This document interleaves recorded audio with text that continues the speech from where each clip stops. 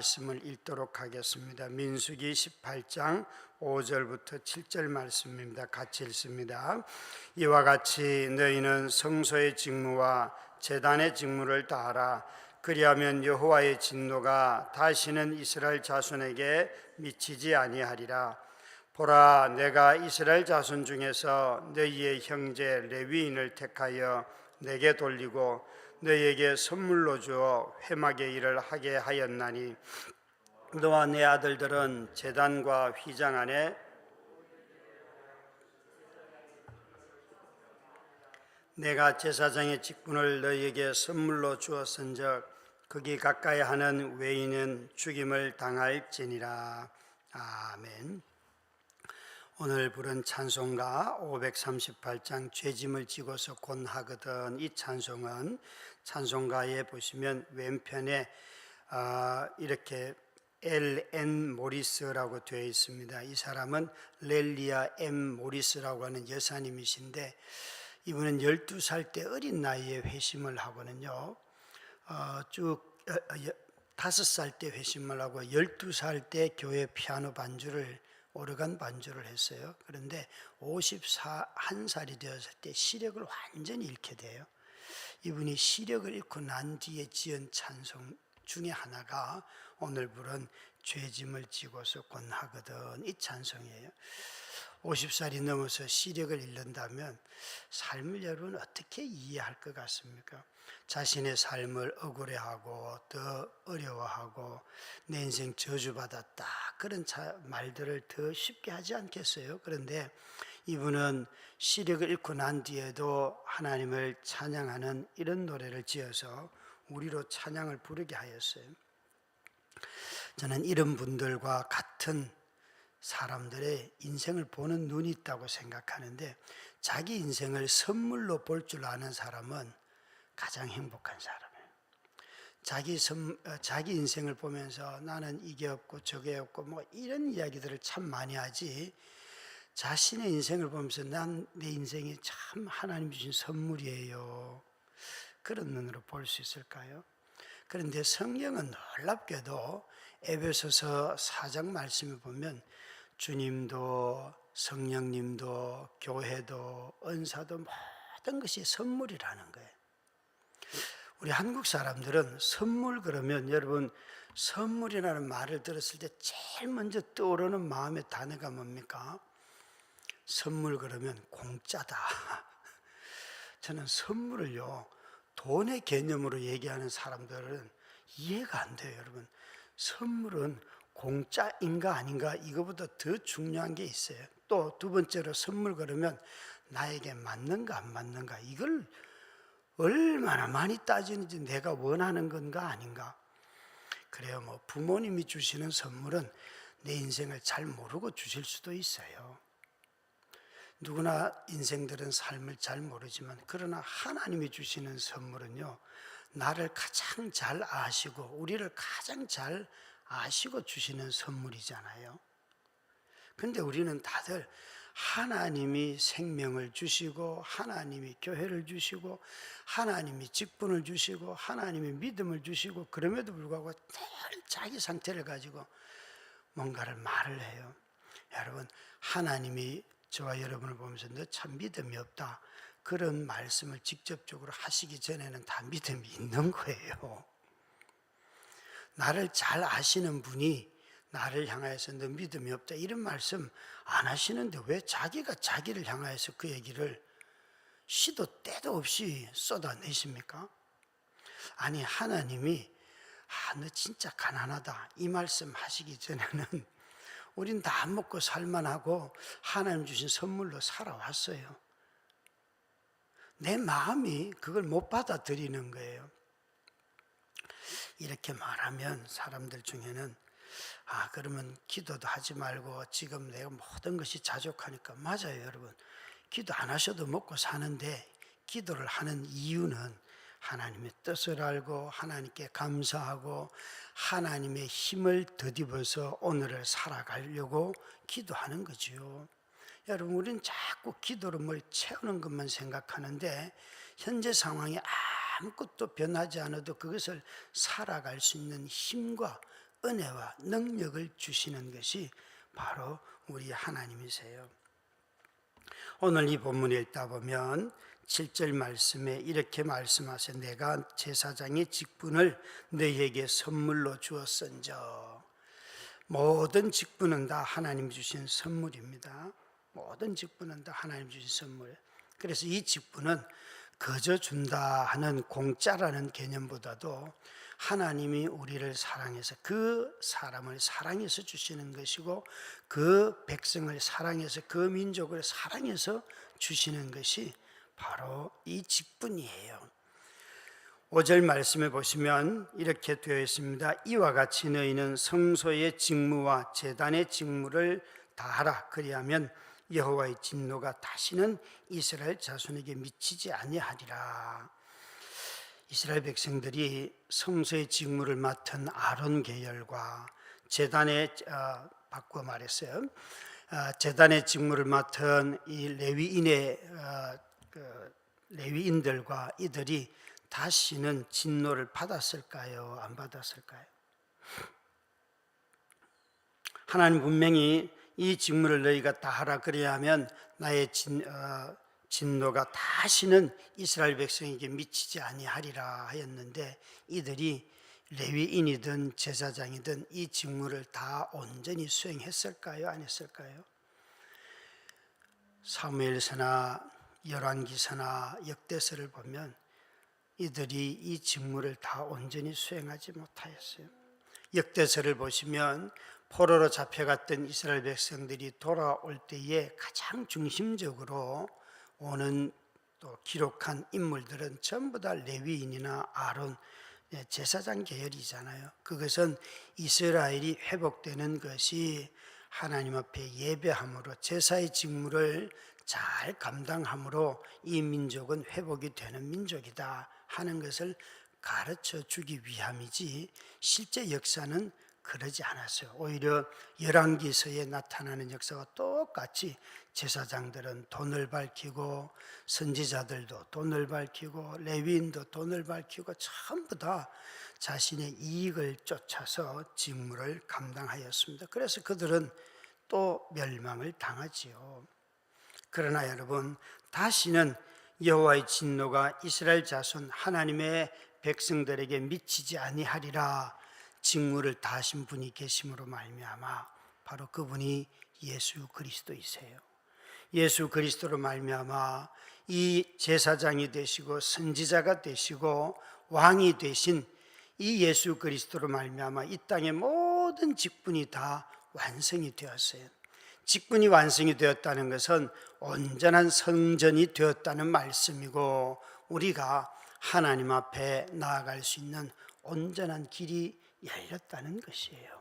그리스도 예수로 말미암아 저와 여러분은 더 이상 하나님의 이 진노가 없는 하나님의 백성이 되었다는 거지요.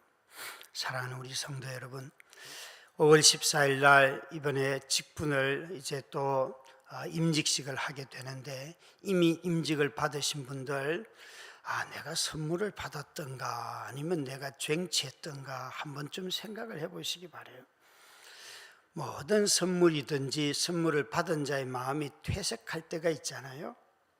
이 퇴색했던 마음을 되돌리고 바꾸어 놓는 것이 늘 새롭게 하시는 분이 성령님이세요. 젊을 때는 몸으로 다 무엇이든지 일을 하며 할 수 있지만 나이가 드시면 그렇게 되지 않아요. 정말 교회 한번 오기 위해서 온 힘을 모아야 되고 온 관심들을 다 줄여야 되고 그런 게 점점 나이가 드실수록 우리 기력이 제한되어 있기 때문이잖아요. 그래서 이 직무를 여러 감당하는 모양은 다 다르지만 마음속에 이것 하나만큼은 빼앗기지 마시기 바라요. 나와 같은 사람에게 하나님이 선물을 주셔서 이 직분을 내가 감당했다.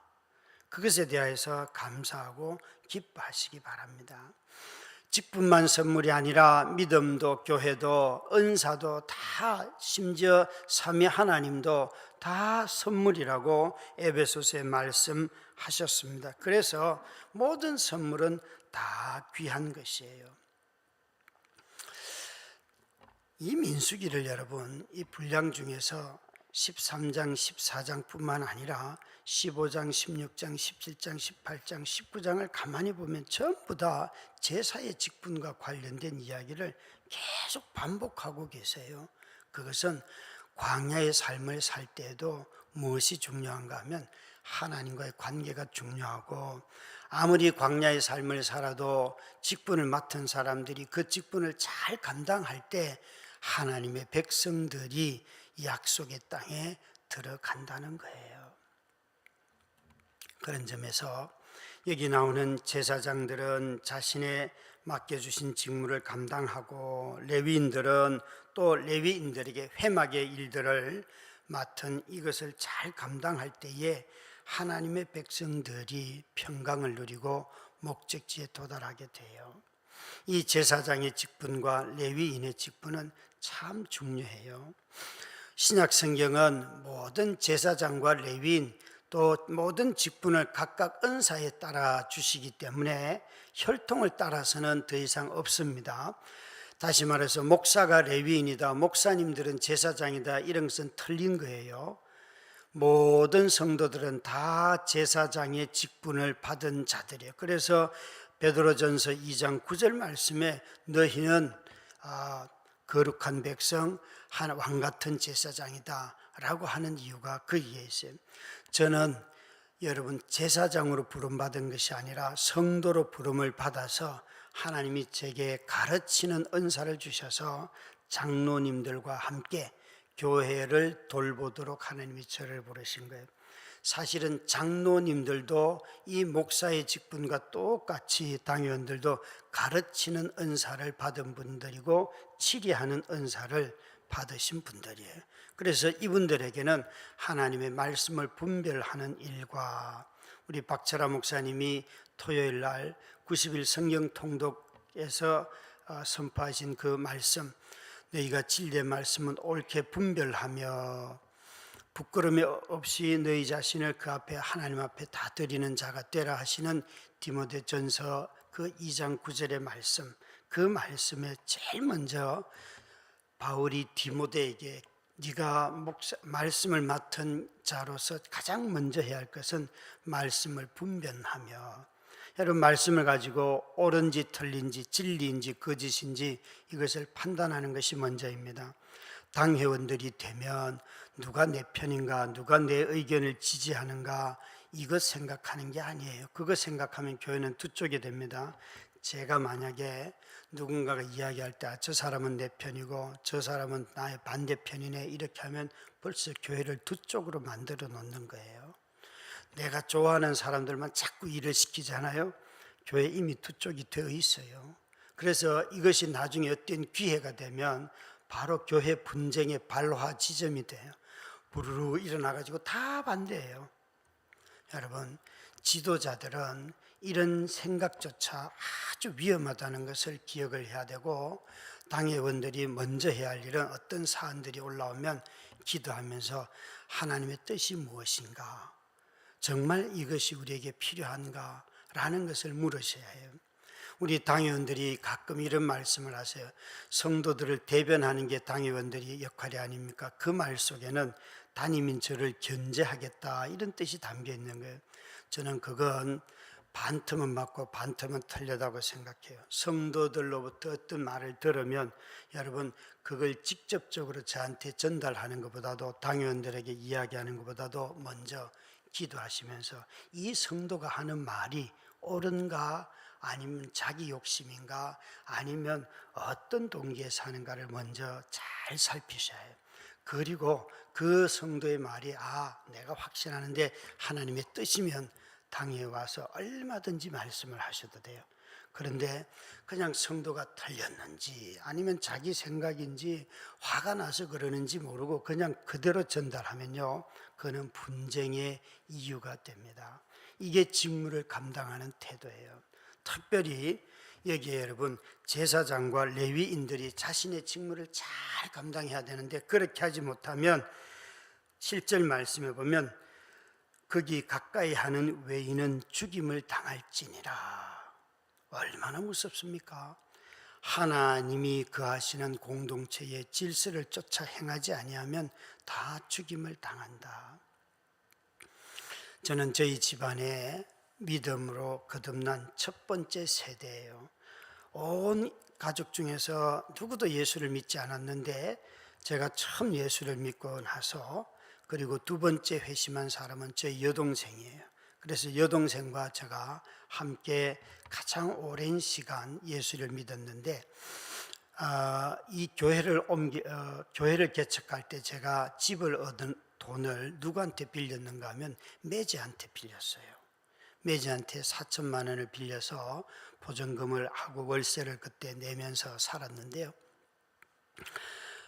어느 날 이제 매제와 돈 관계가 있잖아요. 그런데 매제가 이렇게 말하더라는 거예요. 오빠, 남편이 왜 형님은 돈 빌려가서 돈을 안 돌려줘? 그러면서 막 화를 내더라는 거예요. 그래서 동생이 저한테 이렇게 말해요. 오빠가 영적인 지도자인데 우리 남편이 오빠와의 관계가 틀어지면 우리 남편이 복을 못 받잖아. 그러니까 오빠도 돈을 갚으려고 애를 쓰고, 나도 내가 1년 동안 오빠 몰래 돈을, 남편이 주는 용돈을 모아서 1,000만 원은 오빠가 줬어라고 말하면서 갚았다는 거예요. 그리고 저한테 나머지는 오빠가 갚아주면 좋겠어 그러더라고요. 제가요, 어린 동생이 저한테 오빠와 남편의 매제의 관계가 흐트러지면 우리 남편이 복을 못 받잖아. 그 말이 정말 마음에 오래 남아요. 그래서 그 다음 해에 동생이 저 몰래 1년 동안이나 1,000만 원에 자기 용돈을 가지고 매제에게 이거 오빠가 준 돈이야 라고 하며 갚았잖아요. 그 다음에 제가 한 해 동안에 강사료를 다 모아가지고 그 한 해 동안에 3천만 원의 그 빚을 다 갚았어요. 그리고 이 매제는 저에 대해서 저를 좀 무서워했어요. 왠가 하면 제가 돈에 휘둘리는 사람이 아니기 때문에. 그래서 그 말 듣고 그렇게 갚았는데, 그렇게 하게 된 가장 큰 이유가 동생의 그 말. 오빠는 영적인 지도자인데 오빠와 관계가 흩어지면 우리 모든 복을 받지 못하잖아. 여러분, 그런 눈으로 장로님들을 보십니까? 그런 눈으로 교역자들을 보십니까? 그런 눈으로 성도들과의 관계를 보십니까? 우리 성도님들이 직분을 선물로 받은 자요, 성도됨도 선물인데 특별히 이 직분을 통하여서 온전히 교회가 하나 되는 일로 가려고 하면 맡은 자들이 자신의 직무를 성실하게 선물로 감당할 때 교회가 하나 되고, 하나님의 오늘날 복음이 증거되지 않는다고 말하는 이 시대에 아닙니다. 여러분, 하나 되고 사랑이 넘치는 교회는 반드시 복음이 증거되고 생명이 거듭나고 출생이 또 거듭나는 영생의 출산들이 왕성하게 일어납니다. 우리 모두가 이 직무를 잘 감당하시기를 주의 이름으로 축원합니다. 우리 함께 마무새 기도를 합심하여 드리도록 하겠습니다. 같이 드립니다. 사랑의 아버지 하나님, 오늘 하루도 진리를 옳게 분별할 수 있는 지혜를 주셔서 세상 속에서 살면서 하나님 편에 서서 살 수 있게 하옵소서. 교회 안에서 사랑의 수고를 아끼지 않는 직분자들과 지체들에게 위로의 은혜와 성령이 보호하심을 더하여 주옵소서. 환절기에 감기와 코로나 팬데믹의 위험과 미세먼지로 인한 여러 환자들을 보호하여 주시고, 강용석 장로님 어머님에게 천국의 기쁨을 주시고 하나님의 임재가 가득하게 하옵소서. 5월 14일 임직자들이 말씀과 기도로 임직을 준비하게 하시고 하나님을 섬기고 교회와 성도를 돌보는 일에 기쁨으로 헌신하게 하옵소서. 대한민국을 경제적인 위기로부터 구하여 주시고 양극화된 우리가 서로를 이해하도록 듣는 귀를 주옵소서. 참 소망 되신 예수님의 이름으로 기도드립니다. 아멘.